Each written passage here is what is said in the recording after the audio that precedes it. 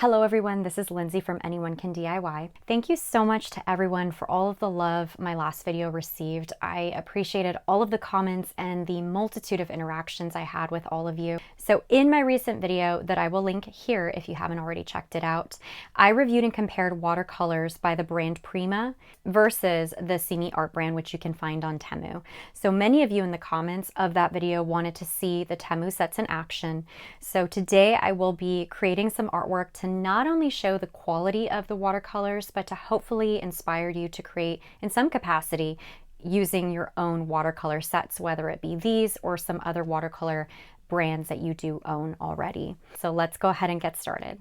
So we will be creating 4 art projects using each of the Seami watercolor palettes. For the first project, I did want to create a journal cover using the Candy watercolor set. It's just bright and cheery. So let's go ahead and get started with that journal cover. So for the journal cover back, I'm just using this scrap piece of cardboard that I had in my stash that was meant for the trash, but I am recycling it. So I'm just going to go ahead and cut down my watercolor paper using this backing as a template. So I've got my watercolor station set up. I have my paper. I have the Candy watercolor set by Seami Art. I have my sponge, my water, my spray bottle. So we're just going to go ahead and get to work.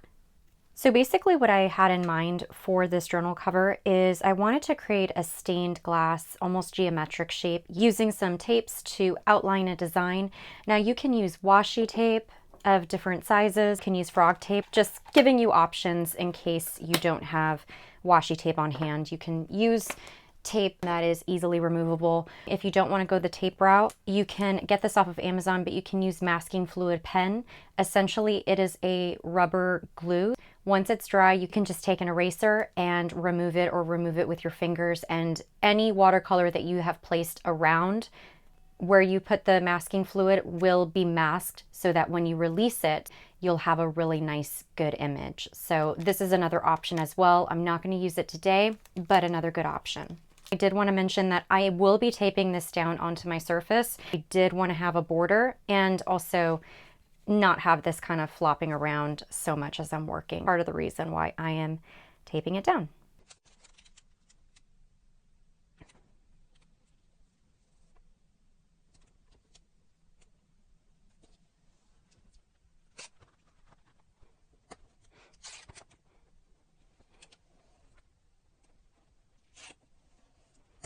After you have your tape down in the pattern that you want, I'm just going to take whatever tool you have, a bone folder, something with a hard backing so that you can go ahead and just kind of burnish down the washi tape so it doesn't move as you're working. This is the Candy colorway in the Seami Art, so I am going to go ahead and just give this a spray just to activate my watercolors. Another thing that you can do is you can also spray your watercolor paper as well. You can do a wet on wet effect, which makes the blending really easy and nice. So I'm just going to go ahead and just give this a quick little spritz. I think I'm going to use the size 6 round brush. I'm going to go into my pink color here, and I'm just going to get a lot on my brush. Going to just start out putting that on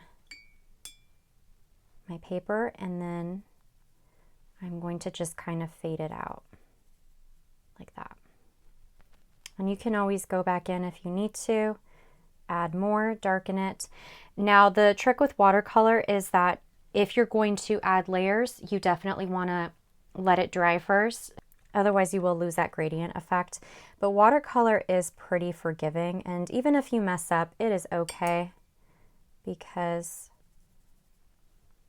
with practice, you can only get better. Next color is this really pretty kind of watermelon color. So again, I'm just going to grab a lot on my brush. It's pretty saturated. So then I am going to just apply some at the top. I'm going to go into my water, dip my brush in, and then just kind of carry it down to the bottom to create that gradient effect.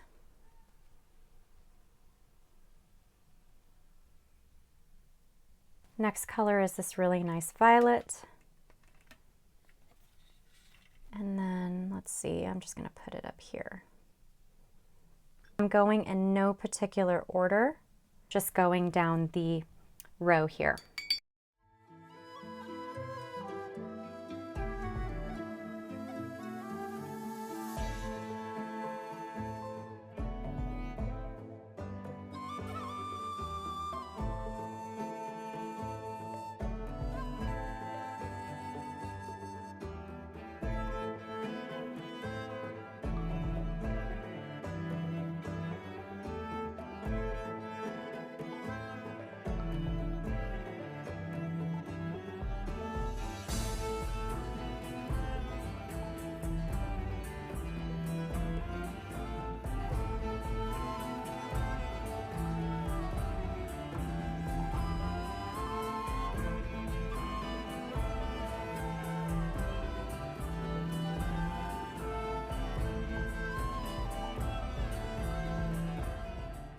Once these layers dry, if you want to go back in, let's say, and darken up a couple of the areas, you can do that and make them a little bit more concentrated.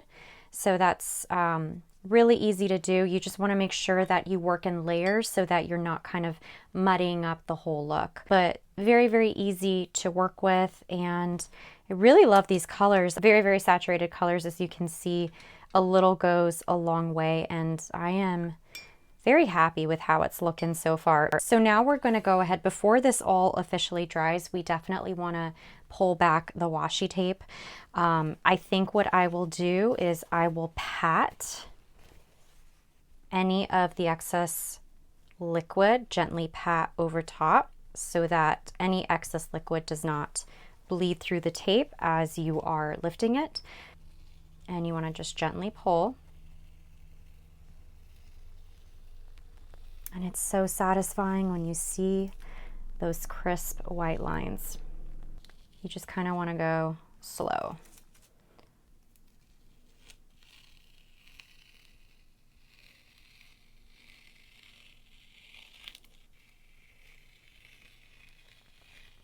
The longer you allow the washi tape to sit, the stickier and harder it will be to remove. It's not impossible, but it's just a little bit more work that you have to apply heat gun or some sort of heat tool that you have to kind of melt the glue a little bit to make it a little bit easier to remove. But if you want to avoid that headache, I would recommend before you remove the washi tape, just pat it down with another paper towel or whatever absorbent paper that you have, just to lightly pat it and then remove the washi tape so that in case there's pools of water, they don't literally splatter all over the place. Unless you like that kind of effect and that's what you're going for. That's just my tip to avoid splatters where there don't need to be splatters. Oh my goodness. It still needs to dry. Is that not gorgeous? Oh, I love the colors. And this, again, this is the SeamiArt that is very similar, if not identical, to the Prima. Which one is which? It's really hard to tell. They both are just absolutely stunning. So again, either way, whichever palette you go with, but this one is beautiful. It just, I mean, it speaks for itself. The colors. Absolutely stunning. I'm going to go ahead and set this aside so it can dry. If you want to expedite the drying process, you can heat set this. I do recommend getting a heat gun. I recently got this one off of Amazon, and then I also found one at a donation center for $5. So definitely hit up your donation centers that have art supplies, or you can just let this air dry. For the time being, I am just going to go ahead and let this naturally air dry, and we'll move on to the next projects. So this next project is very fun. It's a very stress-free project, and we're going to utilize all 4 of the palettes, and we are going to make tags. And these are tags that you can include in your scrapbooking, junk journaling, gift giving, things of that nature. So for this project, we're going to dive into the Canson XL in the 140 medium weight. So I'm just going to go ahead and grab a full sheet. I'm not going to cut this down or anything like that because we will be cutting the paper down anyways to make the tag. I am going to go ahead and spray all of my watercolors. Give them a good spritz. And you can choose to spray your watercolor paper or not, really up to you. I think what I'm gonna do is I'm gonna leave it dry first and then maybe spray a couple areas to see the watercolors blend together. So let's just give it a go. This is just stress-free. Don't even think about it, just dive on in. Okay, I got a fresh cup of water. This one is the Skin watercolor set, this one right here. So I'm just gonna start off with this corally color, and you're just gonna make random patterns all over. And this will look like nothing at first, but once you fill it with all of the different colors, you will see it's really cool. So I'm just gonna keep doing this, kind of going back and forth between the palettes. I will let you know which palette is which. So this is the Skin, this is the Mirandy, this is the Ocean and Forest, and this is the Candy one.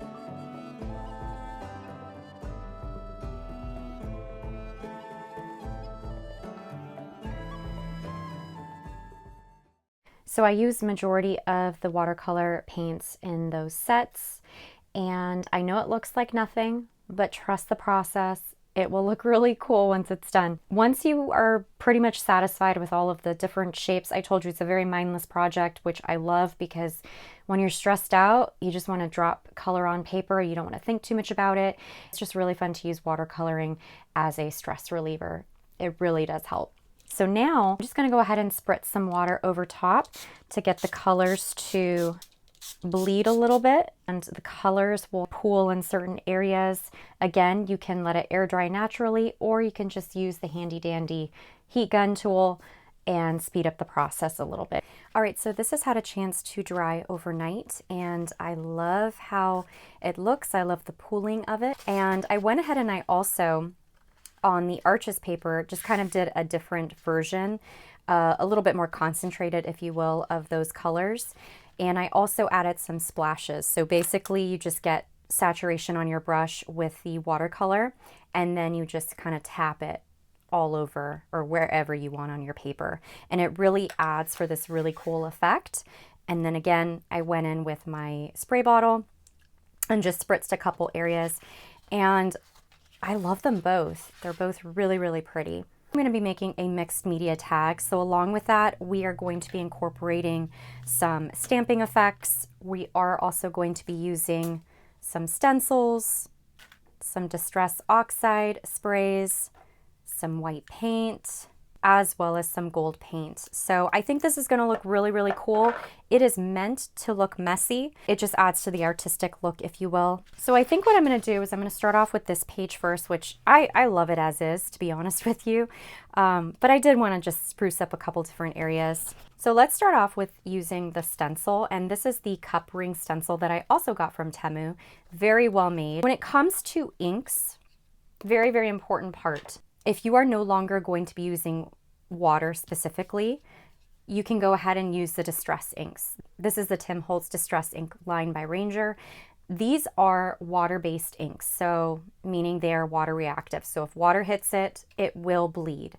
If you're still going to be using watercolors, like let's say you want to stamp an image and then watercoloring on top of it, you definitely need to be using an archival ink or something that says permanent ink waterproof. That's really, really important so that you minimize or eliminate the bleeding process of the ink as you're watercoloring. And I always recommend heat setting it as well. You can just let it air dry, but shooting it with a heat gun is going to make sure that the ink has fully dried and you won't have any issues with bleeding. So definitely something to keep in mind when you are doing projects like this. Because I've already done the watercolor part, I don't have to worry about it, so I can go in with the Tim Holtz. So I'm just going to be using my Tim Holtz Distress ink tool. And you can also use blending brushes. This I actually got from Dollar Tree in their makeup section. This works really well. The bristles are nice and soft and they're dense, which is what you want in a blending tool. I'm not going to use this one today, but just know that it is an option in case you don't own the Distress tool by Tim Holtz. All right, I'm going to go in with Vintage Photo because I think that's going to look really cool with it.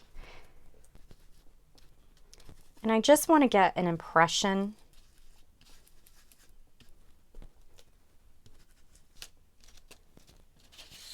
That is pretty much what that looks like. And then these just wipe off really easily with like a baby wipe, or just run it under water and it will come off very easily. So I'm going to set this one aside for right now, and I'm going to start working on this one to kind of create the same effect.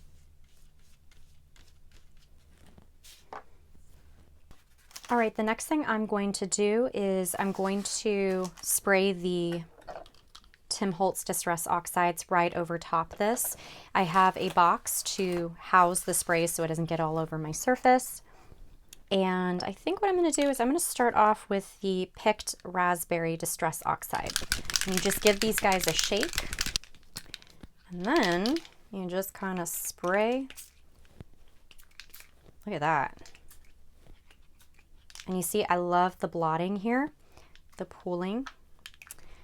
And it just adds some really cool dimension. And then I'm going to go in with the peacock feathers, just lightly, maybe spray along. Woo, that's concentrated. Look at that. Cool. And then I'm going to go in with the Wilted Violet.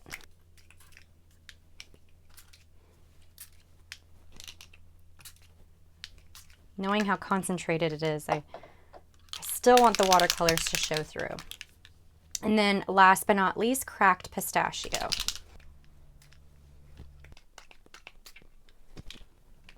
So I'm going to go ahead and set this one aside, and I'm going to work on this one.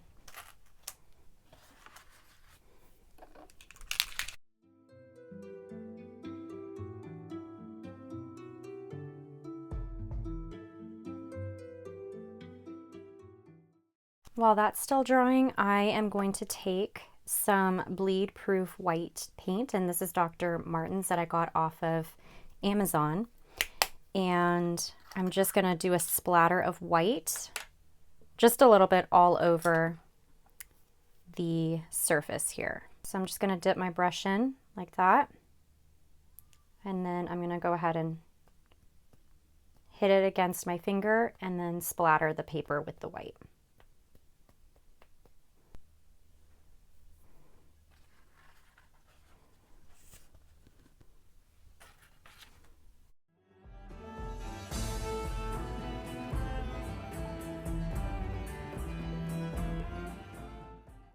So now for the last and final element, I want to go ahead and add some stamping. This is a Tim Holtz stamp, and this is from Temu, and I just love all of the different designs. These are designs you can easily do with a pen if you don't have a stamp set like this. It's just a bunch of circles, different shapes, squiggly lines, but I just thought I would try this out and add that as an added layer of interest onto these two sheets. And then I also am going to use this Tim Holtz stamp set that is just a very positive one. Shine brightly, give yourself permission, live your story, you are enough, be beautiful. Just really inspiring, positive affirmations and sayings. I'm going to start off with this set here and just kind of pick and choose. Let's just go for it. So I'm going to put my first stamp on my block, and I'm going to be using the archival ink. Ink that up. Really cool. And I'm just going to put it in a couple different spots.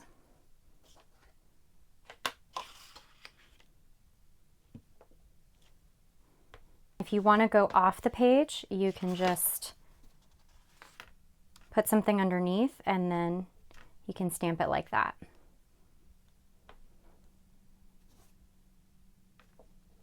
I'm going to do the same with the other one here.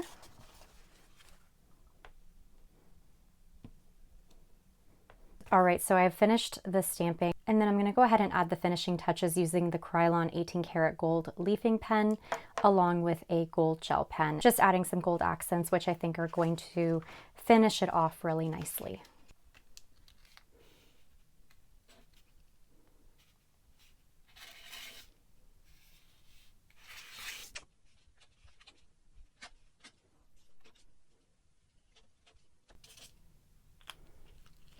Okay, so I've added all of the really pretty gold accents, and I'm going to go ahead and set this aside to dry. So once it's dry, we can then start making the tags. So to start making our tags, I'm going to be using an actual tag as a template. And you can make the tag in any direction. You can have it go this way where you have the words kind of on the diagonal instead of straight up and down. So really up to you. I'm just going to kind of play around with it, draw around some of these areas, and then we will start cutting them out.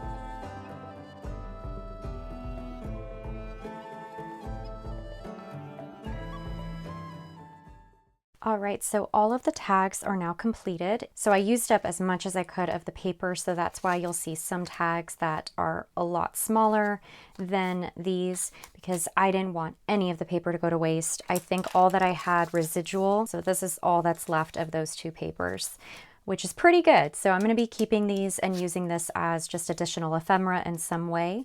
This was so much fun to do, and all of these tags are unique. Not one is the same as the next because of the designs and the text that was used and the spraying and the watercoloring. And it has some really nice texture with some of the paint that's dried, so it almost has like a 3D feel. Look at how pretty that is with the cup ring stains. And then this is the other sheet.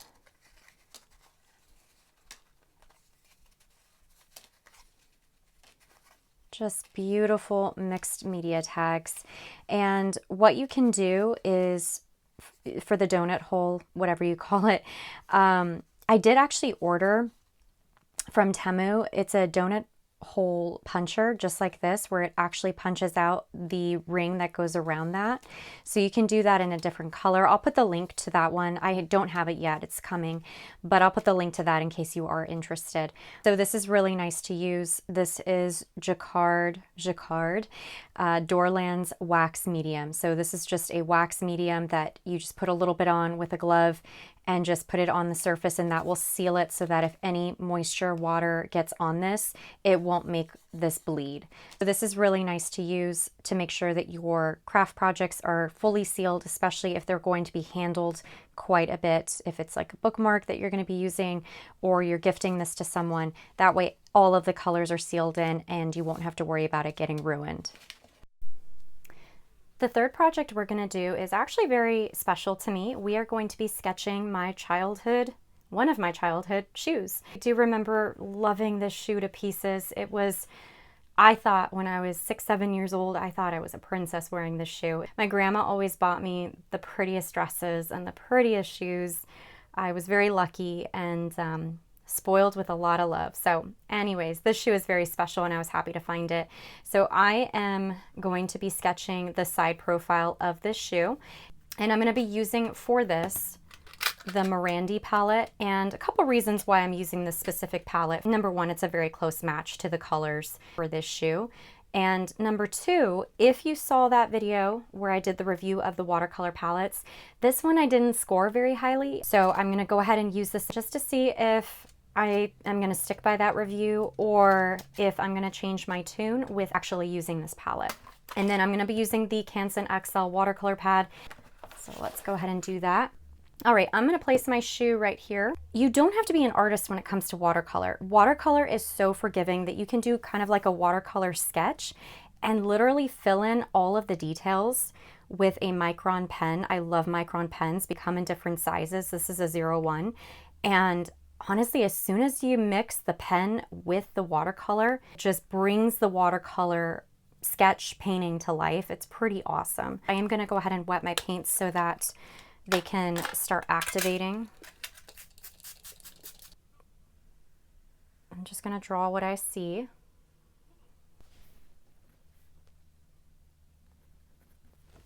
All right, so here is kind of like a basic sketch of the shoe. I didn't fill in any of the details because, like I said, I'm going to be doing that with the pen. But what I'm going to do now is I'm just going to take a kneaded eraser and I'm just going to lightly erase some of the lines just so that they're not so prominent when I do the watercolor. Just going to lightly erase some of the harsh lines there. Okay, so that it's like barely there. I'm going to go in with my number 6 brush. I'm going to go in with this dusty rose color.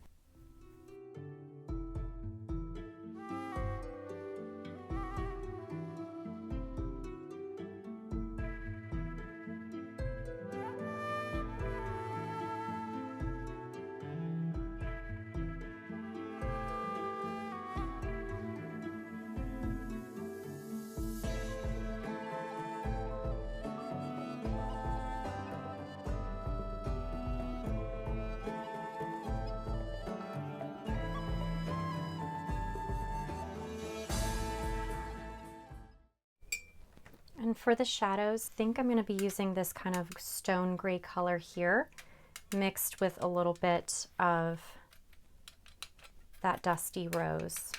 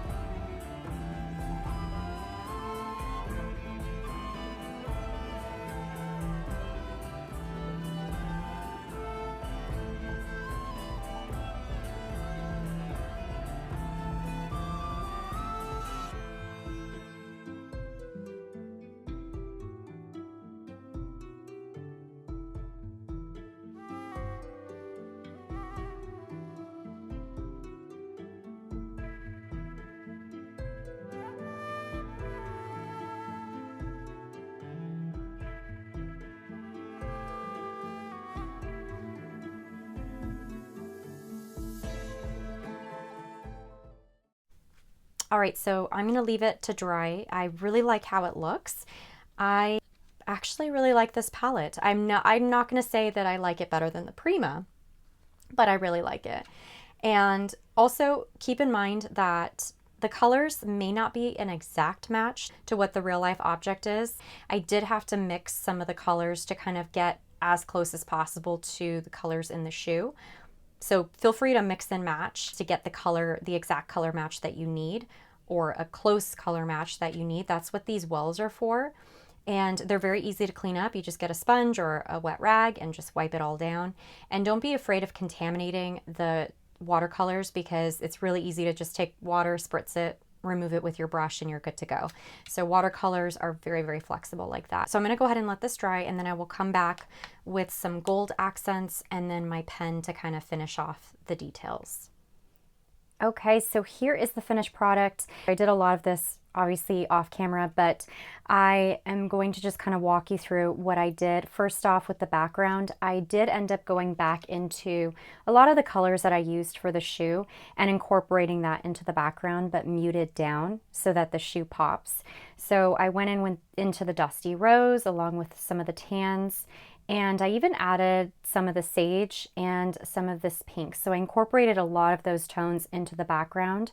For the shadowing, I did a mixture of the dusty rose with the black mixed with the violet and did a very, very light wash of that. I did sign my artwork because you always want to sign your artwork. And in terms of the details, I went in with the Micron 01 pen, and this is in the shade black. And this is an archival ink, so that's really good to use on your projects because you know it's not going to fade over time. And then for some highlights, I went in with my white gel pen. I just ran the gel pen along here, and then I smudged it out with my hand. And then for the bow on the shoe has the pretty material with a nice sheen to it. So to kind of mimic that, I just used the white gel pen and just dotted it all over. The little accent here on the tip of the bow is from this little detail here. So I just added a pearl and a bead cap and just glued that right down to the tip of the bow. And then for the gold accent for the clasp, I ended up using this Krylon 18 karat gold leafing pen. The details really shine through after you incorporate the Micron pen. It just really brings everything to life and ties in all of the shadows and the highlights that you put in with your watercolors. Overall, I have changed my opinion on this palette. So initially I wasn't really fond of it. There were a couple colors, for instance this color here, which still doesn't perform extremely well. It's not very, very pigmented, but the rest of them are nice. They're very, very nice. And I think when you kind of marry them together in one format like this, they work well together. They're very complementary with each other. I love how it came out, and I hope you do too. Let's go ahead and move along into the fourth and final project. So since it is officially spring, the last and final project that we will do is paper flower ephemera pieces that you can use in your cards or scrapbooking, junk journaling, things of that nature. So I'm going to go back in to my Arches paper pad. I am going to tear out a sheet. So since it's springtime, I'm trying to go in for more vibrant colors. So we're going to be using the Candy. I'm also going to be using accents of the Mirandy and the Oceans and Forests watercolor palette that has some really pretty olives in there. So before we begin, I'm just going to give these guys a little wash. If you don't feel comfortable doing watercolor to paper before a sketch, sometimes I don't feel very comfortable doing that, so I will go ahead and just kind of lightly sketch out the flowers that I want to have. And they can be whatever flowers you want. They don't have to be super realistic. They can be very whimsical, which is kind of the look that I'm going for. So don't come at me if I don't have the right petal count. I am not trying to make this super authentic, just very whimsical.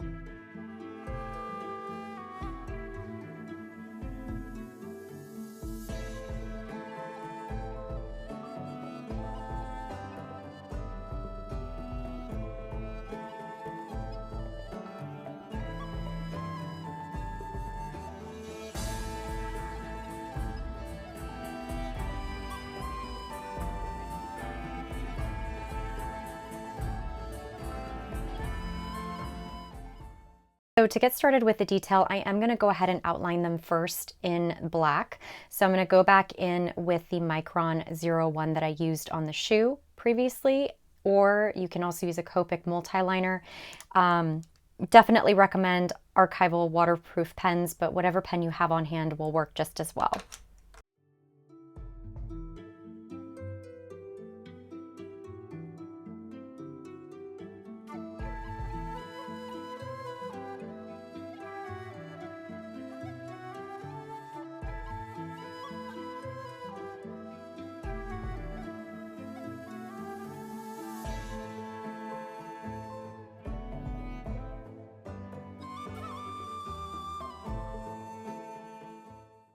And when I am outlining, I do like to go a little bit beyond, even though those areas may not be painted. It just really adds to kind of that whimsical watercolored look.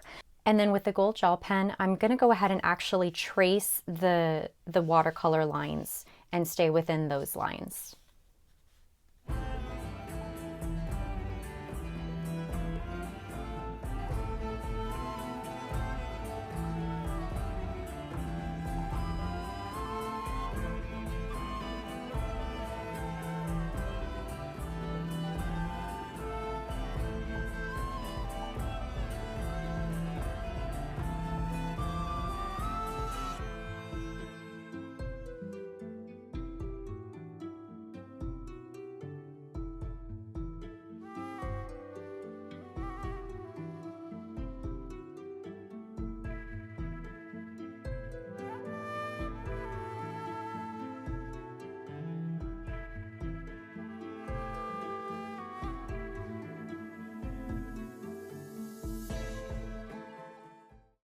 So when we do cut it out, we are going to go ahead and leave some white trim around it. This just adds to kind of like that drawing sketch look to it.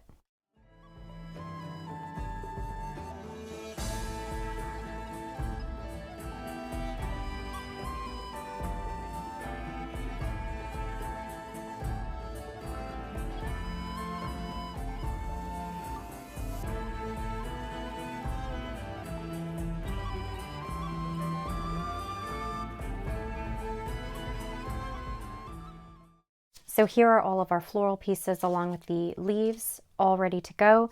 And these are, again, really awesome to just pick out of your stash as ephemera, add a leaf, and then glue it on the back, add a pop dot, maybe have one on a card, have another one that is three-dimensional with a pop dot. It's really nice to just have pieces that are ready like this so that you can just kind of go and grab and be able to proceed along with your art projects. Be creative with the colors that you use, mix and match. It doesn't have to match in nature. It can be whatever floral you want in terms of shape, design, color, really up to you. The possibilities are endless. So this is the fourth and final project. So let's go ahead and put all of them together and see what we've made. All right, so here are all of the wonderful projects that we made using all four of these palettes. The Morandi and the Candy palette are the two that I focus primarily on in terms of having dedicated projects for. And then the remaining two projects are basically a mixture of all four of the palettes together.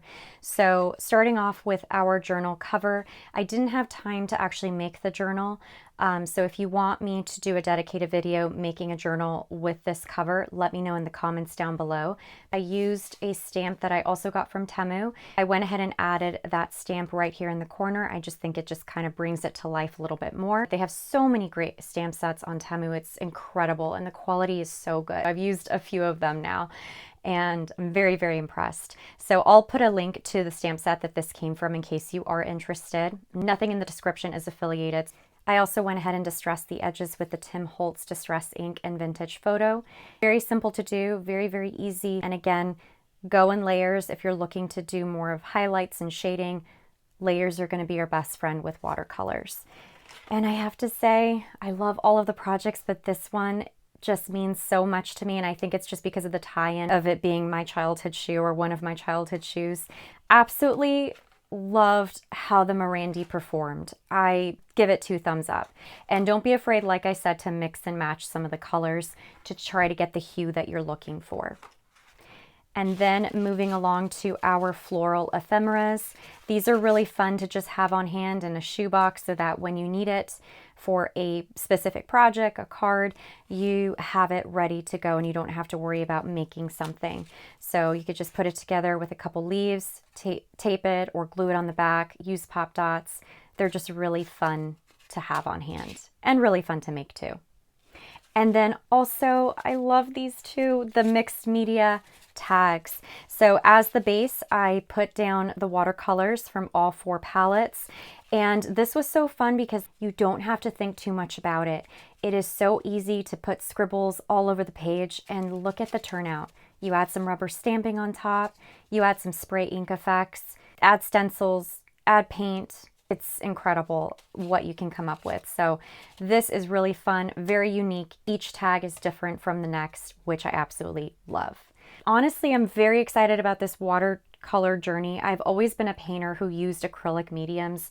I never ever went down the watercolor rabbit hole because I was really too afraid of losing control of the paint, control being the operative word. I thought control was what led you to success in watercoloring or in the art of watercolor.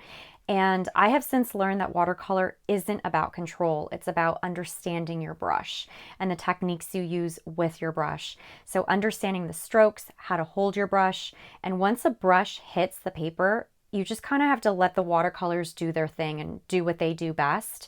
And it yields the most beautiful results. And even if it's not beautiful to you, it's okay because the beauty about watercolor is it's pretty forgiving. So if you make a mistake, you can just add water, dab it off, and start again. And at the end of the day, it's just paint, and whatever you make, it's going to be beautiful. So with that being said, if you like this video, please go ahead and give it a thumbs up, hit that subscribe button, and ring the bell for notifications for more of these type of videos. Let me know down in the comments what further videos you want to see from me. I am so happy to do these kind of videos, review styles, testing products. It is right up my alley, so just let me know in the comments what you would like to see next. All right, so that does it for today's video. I hope you all have a wonderful day, and until next time, take care. Bye.